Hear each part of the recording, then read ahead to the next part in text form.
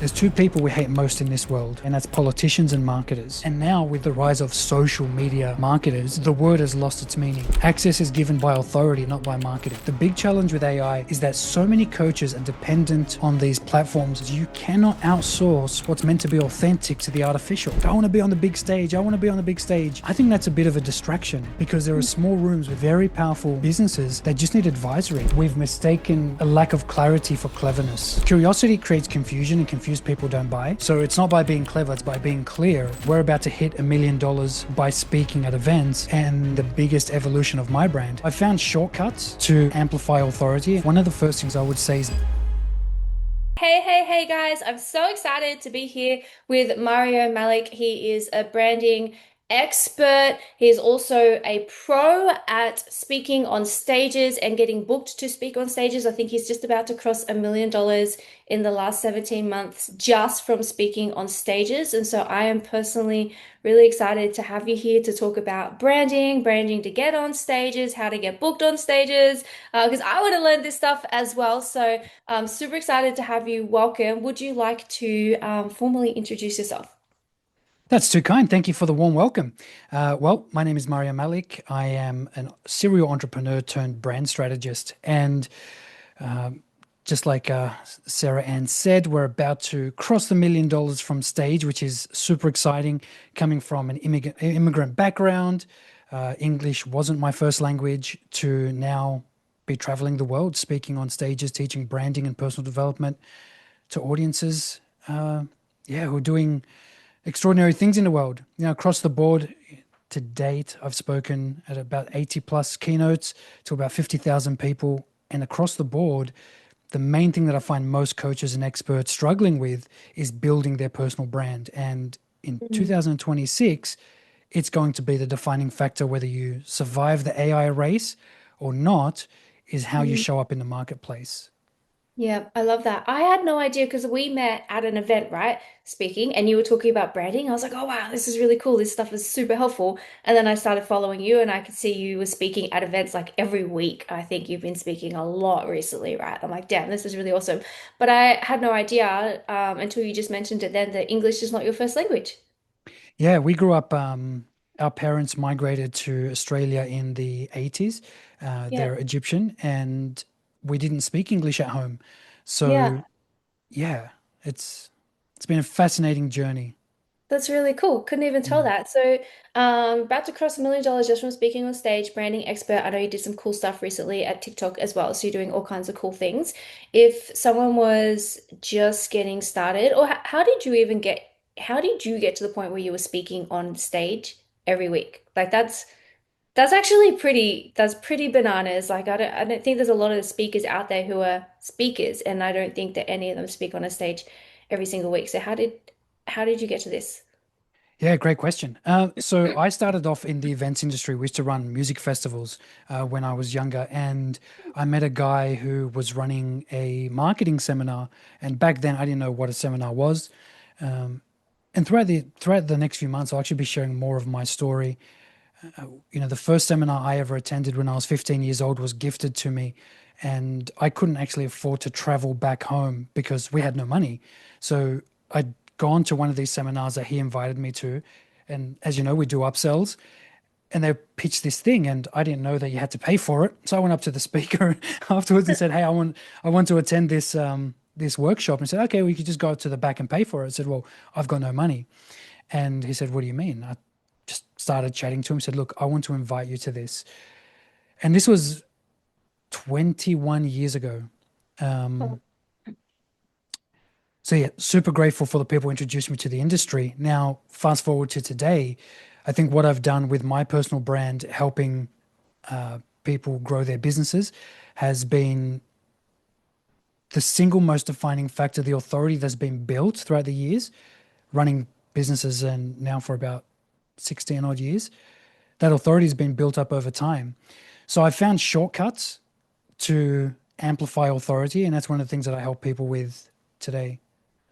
I love that. If you want something super tactical, do you want tactical or I totally want tactical stuff. I love tactical stuff. So I'm just thinking, like branding, I think branding is the overarching pillar, right? And then underneath it, you've got your speaking and your authority and and all these different things. And so, and you're an expert and all of them. So can we start with the branding and then maybe move to the speaking? So from a sure? overarching like branding perspective, what would you say are the most important things for a coach or a speaker to get in place? And like, you know, how people sometimes we're like fussing over things that maybe aren't that important and then we're overlooking like other things. So, you know, from your perspective, what would be the top, you know, two or three things that we should really focus on with our branding? Yeah, awesome. Okay, so the first thing is to define branding.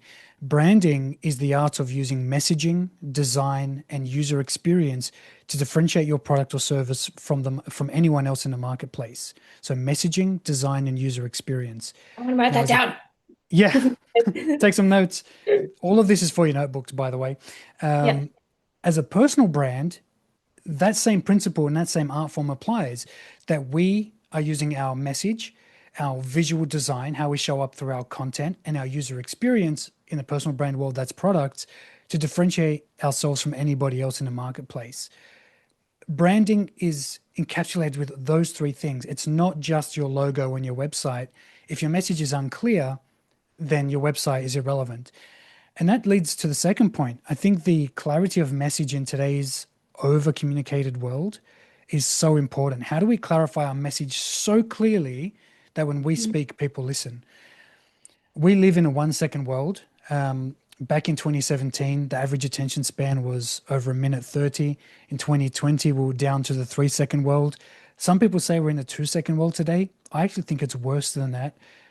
And the clearest example and illustration is when was the last time you were sitting on social media doing some research? Because we don't scroll. We use social media for research purposes. We don't doom scroll. We're too important for that. And before someone even says a word, like they're still transitioning onto the screen and they're using this visual hook to get on there, you're like, I'm bored, and you scroll straight past. So it's not the over communication that's required, but how to actually say less and clearer. So number Yeah. one is understanding that branding is complex. You don't actually position yourself in the marketplace. You show up to the marketplace and then you get positioned based on what you show up with. But then when you open your mouth or when you write a piece of copy as a coach in a, I don't think the industry is saturated, but we'll talk about that later on. Hmm. Do people actually hear what you're saying? Or are you just talking like every other coach? Yeah. I, So the clarity of message is the winner. I think across the board with all the clients that I've worked with, helping them clarify their message is the defining factor. yeah. Mm. That was something that stood out to me when I actually saw you speak. You shared that example, and I'm like, oh my God, it's so true. Like even on dating apps, you know, like you sometimes you're so quickly swiping that you're like, oh fuck, that could have been a. It's like we're just scrolling and like it takes like something really has to jump out to catch our attention and make us stop even just the action Mm. of scrolling. And I've noticed that in our business since we have become more and more specific in what we do. Because at first it was like sales, then it was high ticket sales, then it was high ticket sales for coaches and consultants, right? Then it was high ticket sales for coaches. And then eventually it was just building Facebook groups for coaches. And as soon as we got to that like last level of specificity, like we're going to help you build your community. I'm not going to help you build Instagram. I'm not going to help you build YouTube. We're not just getting to six figures in some vague way. Like it's this. When I walk into rooms and I say that to people, instantly I get referrals now. And these are from people that don't even know me, but the messaging is so clear that they're like, oh, I need that, or my friend needs that. And so it's crazy how powerful it can be becoming more specific in your messaging, but everyone's so afraid to do it. Like, do you find that people really don't want to do that? 100%. We've mistaken a lack of clarity for cleverness. When I speak to coaches and experts, the one thing I hear all the time is, well, I didn't say that clearly because I want people to be curious. Curiosity creates confusion, and confused people don't buy. So you're trying to be smart, Mm. but in reality, you're actually doing the complete opposite. So it's not by being clever, it's by being clear that we will see that our brands grow. And when you said at the beginning, how did you get here? For me, over the last 6 to 7 months, I've actually been niching down more and more and more. Went from branding for small businesses, then branding uh, for experts and authorities. And then it went from, well, that's too vague to now helping people get booked to speak. That has been the biggest evolution of my brand. So specific, right? And then I saw Mm. that on your bio. I was like, oh, come and talk to us about that. That's sick, right? Let's go talk about getting booked to speak. Like, it's just crazy what comes from the specificity. Okay, I love that. So, guys, write that down. Like, I don't know what you just said. It was be clear, like, don't be clever, be clear. Be Be clear, clear. not clever, right? Like, stop trying to be clever. I hope you guys are writing this down. So, coming into speaking, right? Because it's obviously a pillar of the branding and it's a big part about what you do. Why speaking and why getting booked on stages? Great question. So, with this AI saturation, this AI slop that we are enduring at the moment, and I think the AI bubble, just like the dot-com bubble, it's going to burst at some point, and the world is starving for voices and leadership. Speaking gives us the ability to show up as an authority, not just another voice on social media. So showing up in a room, being in whether, by the way, in a room, either virtual or physical, it's irrelevant, but the room is curated.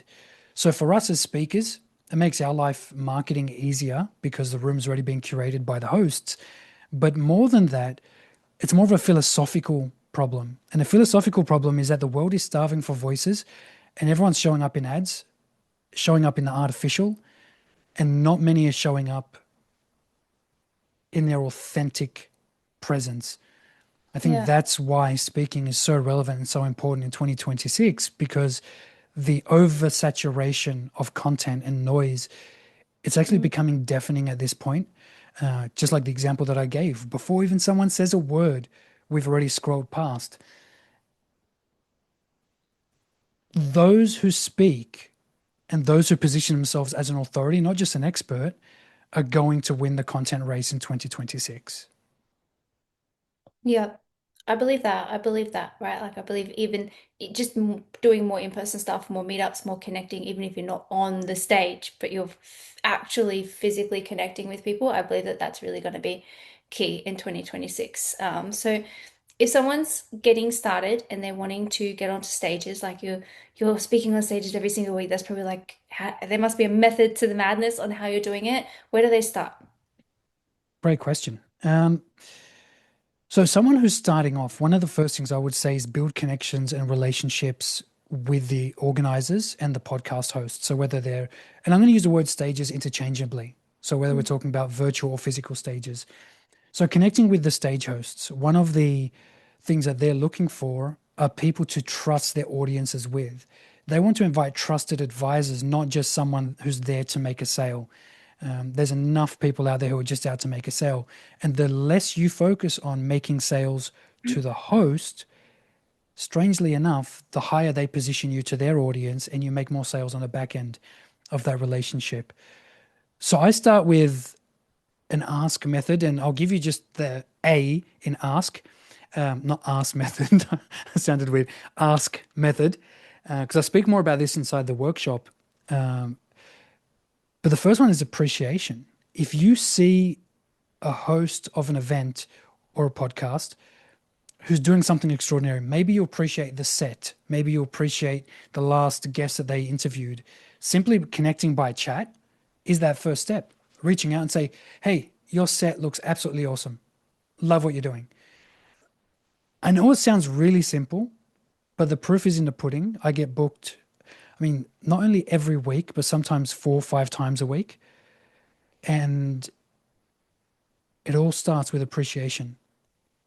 As business owners, we don't need competitors to enter our world. We need supporters. And when you enter their world as someone who appreciates and supports what they do, they trust you with their audience. If you're saying, hey, let me speak, I'm a coach, I'm so cool, I've got all the know-how, you're just there's two people we hate most in this world. Okay, and that's politicians and marketers. Now, if you don't believe me, how do you feel on Saturday morning when the solar company guy knocks on your door at 7 a.m. to sell you solar panels? No one appreciates it. Marketers, and now with the rise of social media marketers, the word has lost its meaning. So when we show up to these hosts as supporters of what they do, it opens room for conversation and it's not automatically shut off. You're not marketing yourself. Access is given by authority, not by marketing. Mm, I love that. Okay, so number one, build relationships. I hope you guys are writing this down. Like someone write this in the comments, man. So build relationships with the people who are curating the rooms. Ask method. So step one of the ask method is appreciate. Maybe you'll share Yeah, the rest of that. Maybe it'll be in the work. He's got a workshop as well, guys, on how to get booked on stages. So maybe it's in the workshop. it But is. Yeah. I wanted to just touch on something that you said. It was kind of like a throwaway comment, but I think it'll be really powerful. You mentioned not selling and that you end up making more sales on the back end. So when you say the back end, you mean not actually pitching on the stage and just through the connections that you make, you end up making sales. Is that correct? Yeah. So, yes, selling from stage is very powerful. And I'll give you an example. I spoke at an event recently in October. I did $60,000 from sales. I was super pumped about that. Hour and a half presentation, not a bad gig. You can't Yeah. complain too much about that. No. I was invited to speak at a networking event, and it was a Christmas networking event. I wasn't really sure what it was about, but I trusted the host that she would honor me and my brand. And when she invited me, it was so last minute. She said, "Hey, please come on Tuesday." This was Saturday. She said, "I need you to speak at this event." I was like, "Lady, what am I going to talk about? It's a real estate networking event." And she said, "Just come." I said, "Okay, I don't know what we're doing. I don't know who I'm talking to, but I'll come and serve." What I didn't realize is that real estate agents, for whatever reason, they like sticking their faces on everything. So personal branding is very important to them. Now, this happened in December. It was December 9th, I think. It was early December. A week later, I was in a meeting of this real estate company. They have 2,000 agents under their belt. We're about to close a $300,000 deal by speaking at a little networking event that I had no idea who was in the room. I didn't sell a single thing from the stage, but I showed up and I served. The owner of the company was there, saw me, and told his assistant to invite me for a meeting next week. Mind you, at this point, I still have no idea what's happening. I don't even know who these people are. I was just invited to come and teach about personal branding. And they said, "We just love the way that you, number one, presented yourself. We trust that you'll be able to help our agents with their personal brands." I said, "How important is personal branding to agents?" And they told me it's about to become a $300,000 deal when they come back in January. So when we show up to rooms, it's not about the sale, it's about the service. You don't know who's in what room. I put up a post this morning just talking about how fascinated we are with big stages. And so I was like, "I want to be on the big stage. I want to be on the big stage." I think that's a bit of a distraction because there are small rooms with very powerful businesses that just need advisory. Yeah. And the authorities in your world who are watching this right now, they might be focused on becoming Instagram famous or they want to be, the next Tony Robbins.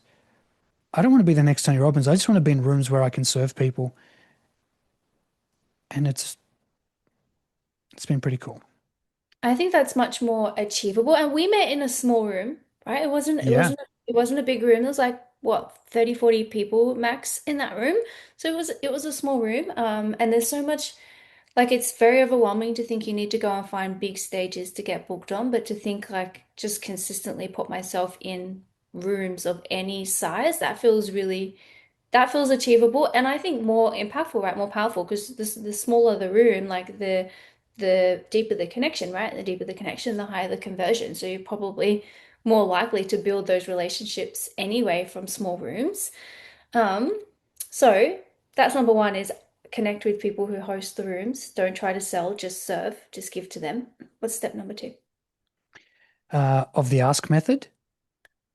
Maybe they can get that I for was the going to leave that workshop. for the Maybe they workshop. can get that for the workshop. Just comment workshop if you guys, because he's doing a workshop on how to get booked on stage. So just comment workshop and you do the workshop. What's number two to connect? Number two, to connect. When they see your profile, one of the things that I found fascinating after showing appreciation is that they generally ask you more about yourself. You've disarmed them just by having a human conversation. Uh, Mm. and that's where all the doors are open. I mean, especially for podcasts at the moment, I do more stages than podcasts. Next year, I want to do a lot more podcasts because number one, they're actively looking for guests on a weekly basis, compared to events, which is more, every quarter. They might run it annually. They're a bit different to get into. But podcasts, so the next step is that they actually look at what you do, and that's where that clarity of message is so important. Once they land on your page or on your profile that you've messaged from, what does it tell them? Do they know in the first 2 seconds of looking at your page what you do and how you serve? So I have another method, so what I call the conversion bio. So, which is using your Instagram bio, for example, to let people know what you do, and you use that bio as your conversion tool into your world. So if they land on your page and says, I coach people uh, to find them true selves, that means nothing in the grand scheme of the universe. Anyone can say that. So the second part is having a clear bio so that when they search you, they understand what you do straight away. It's inevitable when someone says something nice to us, we want to know more about them. Um, I get messages in my DMs all the time from punk ass kids who've done a Ty Lopez course hitting me up saying, "Hey, do you want 5 new leads this month?" And did I just name drop? Sorry.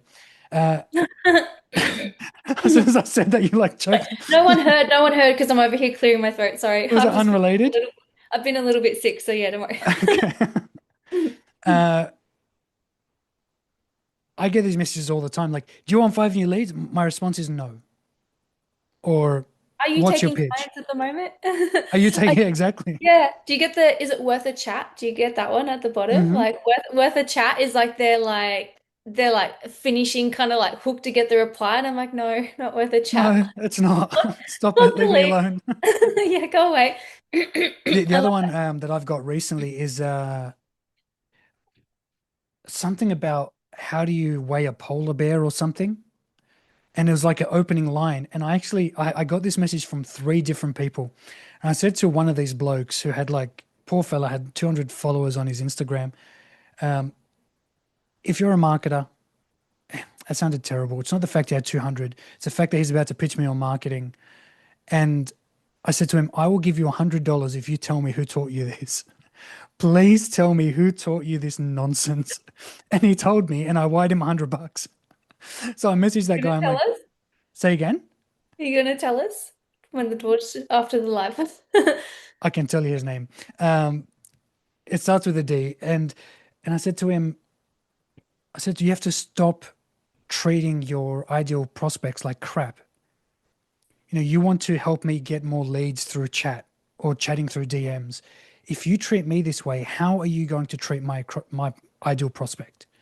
Hmm. Um, how did we get here? I've We got a were full just mad talking ADHD about like brain. we're talking. I think we were talking about the power of like having like a good bio and then A good maybe bio. saying the introduction. But I love where you went with that because and I don't think this is always intentional. Maybe sometimes it is, or someone teaches it, and because those things get like caught on, right? And you see so many people doing the same thing. But like sometimes I see people and I think it's unintentionally, they're making their audience feel like shit.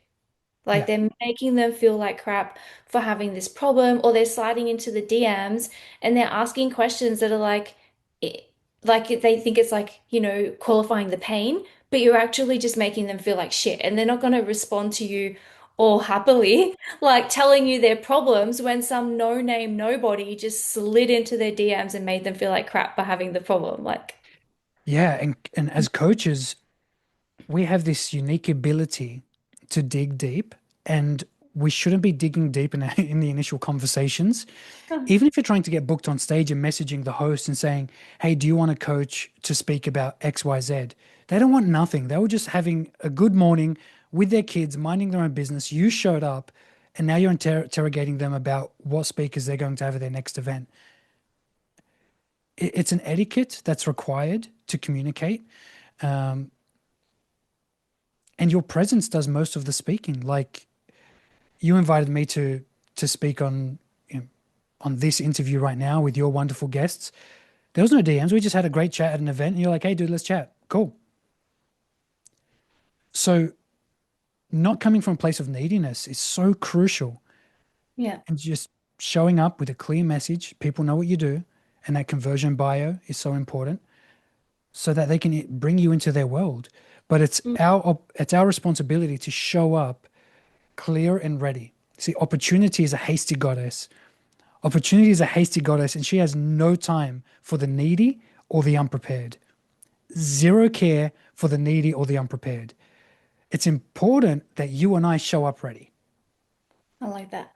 All right. So step one is ask campaign, take an interest, build relationships, comment workshop if you want to get every step of that. Number two is clarity in your messaging and in your bio.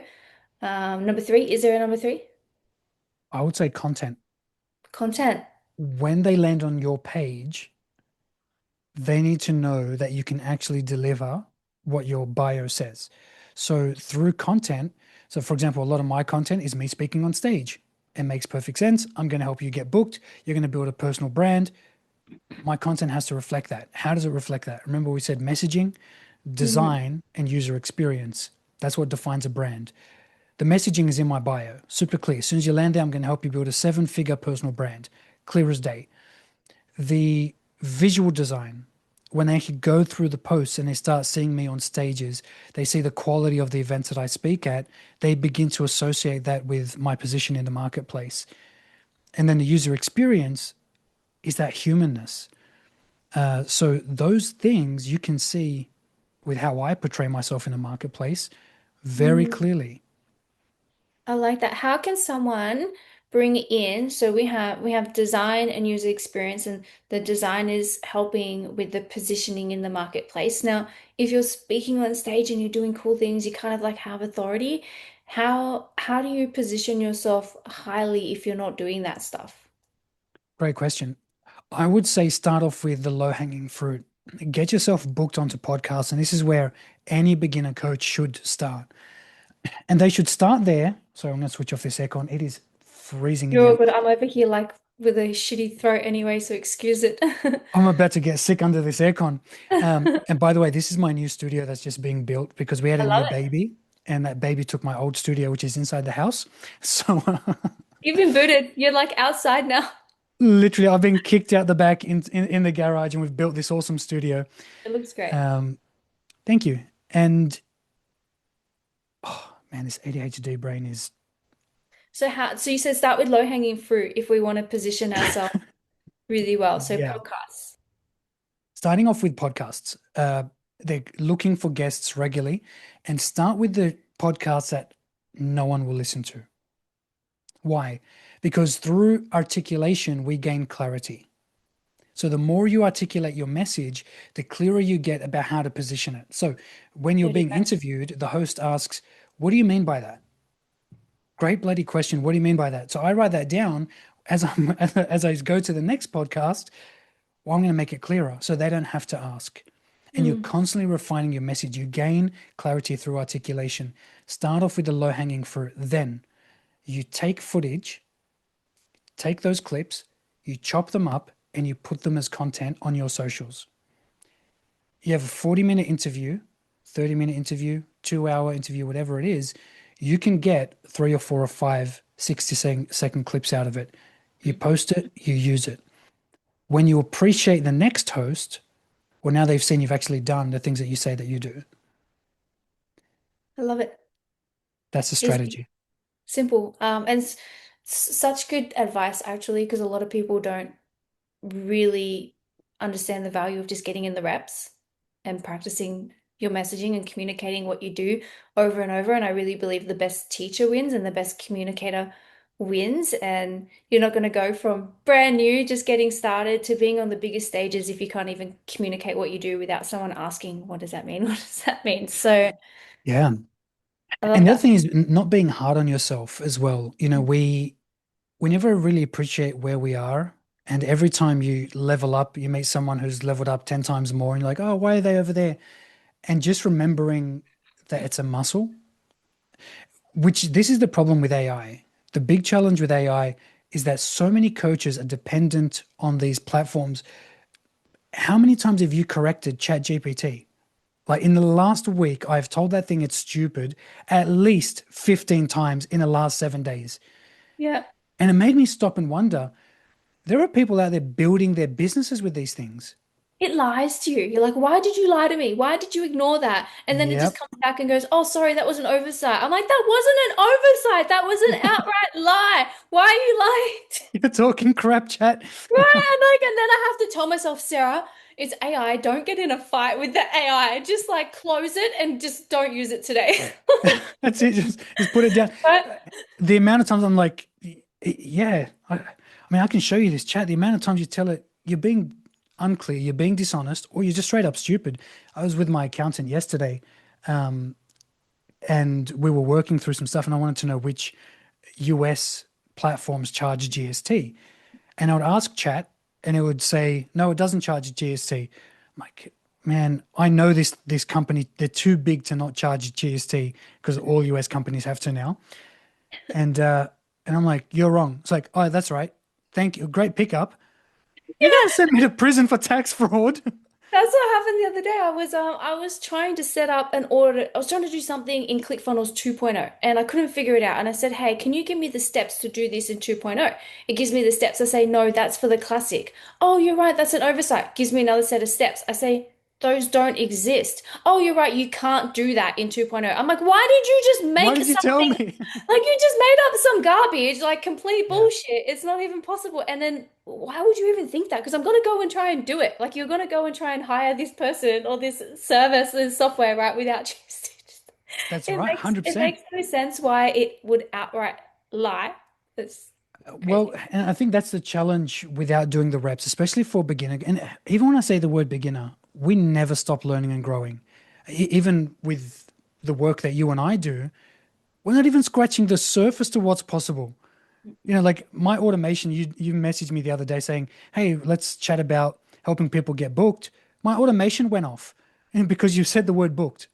Mm. We're going on a trip tomorrow to the Hunter Valley, and I'm in a group chat with my wife and 10 other friends. We're going on this trip, and we're all booking things. Oh my God. Every time someone's like, "Hey, New Year's Eve dinner's been booked," automation goes off. This has been booked, automation goes off. Every time that word booked, you never stop You need to move, refining. you gotta move your chat to WhatsApp or something. Next thing you know, Oh, it's coming through on WhatsApp like Mario's automations everywhere. it is scary and it needs tidying up. But that's without doing the 10,000 hours, you cannot outsource what's meant to be authentic to the artificial.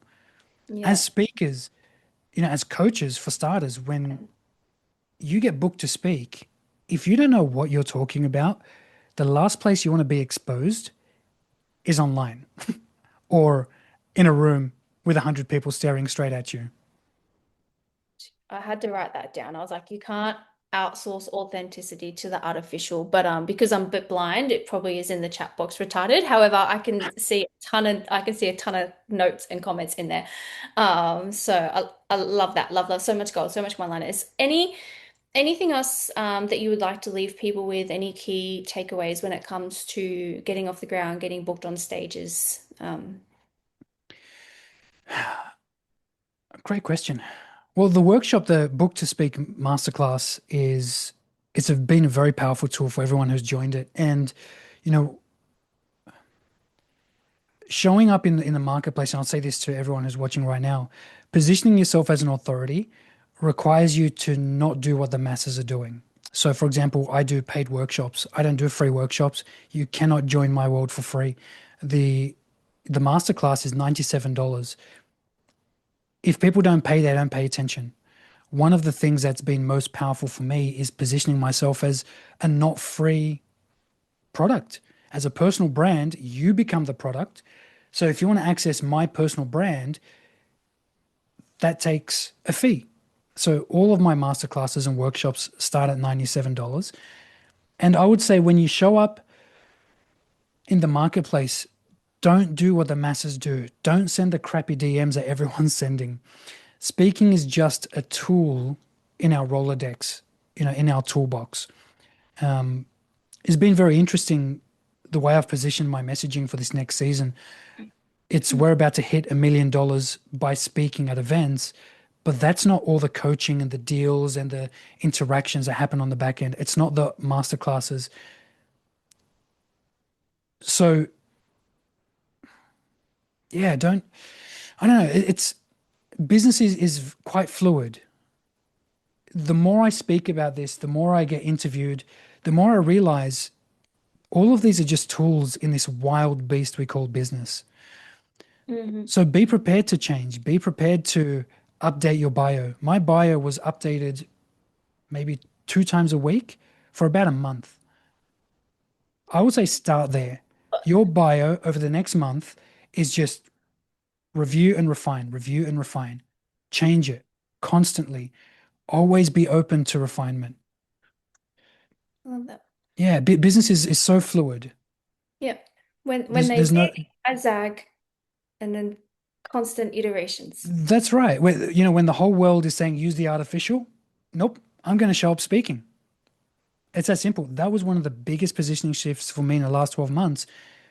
I'm not an online coach. I'm an in-person coach who does things online. Hmm, I like that. Yeah, Love it. So, so good. Guys, if you want to go to the workshop, comment workshop if you want details for the workshop. I'll have to let you into the group, Mario, or grab the link off you or something. But this has been amazing. Super, super helpful. Love, love, love. So many gold nuggets. If this was amazing, guys, just type love in the chat box. If it was really helpful, type helpful. Super appreciative of you coming on here and doing this with us, Mario. I might come to your workshop as well. So I'll grab the link off you and I'll drop it in the chat. Otherwise, Merry Christmas, guys. Happy New Year's. Peace and love. Merry Christmas. Bye. Bye for now.